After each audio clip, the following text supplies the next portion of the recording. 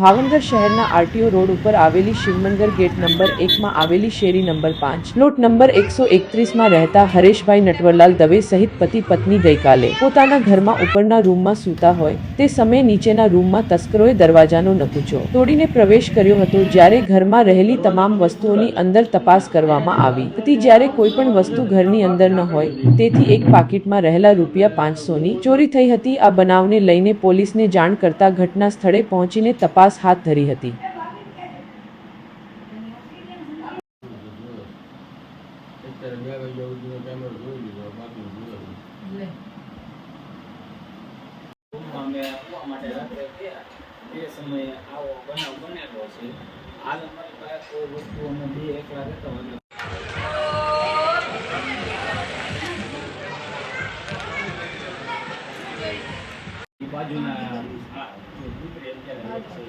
આ ત્રણ દીકરીઓ છે, એમાં એક દીકરી બાજુમાં રહે છે, બીજા જે રહેતા હોય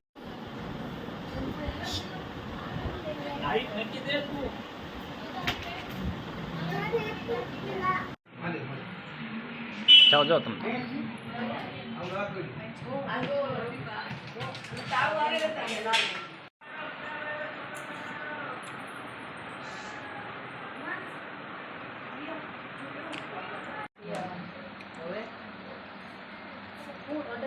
ક્યાંય ન પૂછે ન અટકી એમ કે એટલે અમે તો બધા બાળકોને બનાવી